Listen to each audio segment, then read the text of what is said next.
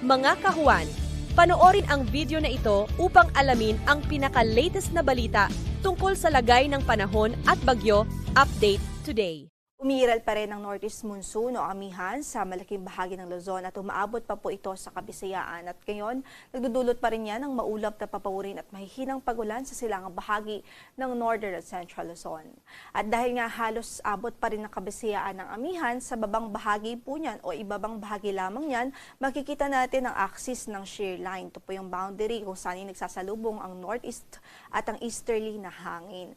Itong shear line kasalukuyan nakakaapekto sa silangang bahagi o prevailing po dito at makikita natin sa silangang bahagi ng Mindanao at nagdudulot po yan sa kasalukuyan ng malawakang pagulan sa malaking bahagi ng Mindanao at inaasahan din nating magdudulot ng mga pagulan sa malaking bahagi ng Kabisayaan sa mga susunod na oras. Sa kasalukuyan wala tayong bagyo na minomonitor sa loob ng ating area of responsibility at in the next 2 to 3 days wala tayong inaasahan, gayon pa man patuloy na magantabay sa magiging update ho ng Pag-asa.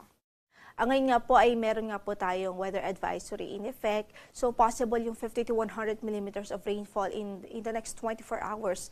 Dito po sa mga lalawigan ng Dinagat Islands, sa Surigao del Norte, Agusan del Norte, Surigao del Sur, Agusan del Sur, Davao del Norte, Davao de Oro at Davao Oriental. So higit po natin talagang pinag-iingat po natin ang ating mga kababayan dyan, extra precautions, especially po sa mga localized flooding or against localized flooding dahil yung mga pag-ulan na ito ay pwede pong nagdulot ng mga pagbaha. Lalong-lalo na po sa mga vulnerable areas, sa low-lying areas, or even po sa mga mountain areas, posible po yung mga localized na landslides.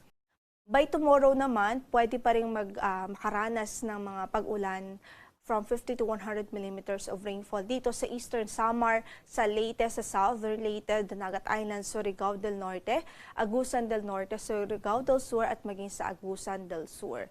Yan po ay dulot pa rin ho ng tinatawag po natin shear line. So sa mga kababayan natin dyan, patuloy natin silang pinag-iingat. Sa kasalukuyan, wala po tayong gale warning na nakataas sa mga bahagi ng ating mga baybaying dagat. Moderate o katamtaman naman ang magiging pag-alon sa malaking bahagi ng ating karagatan.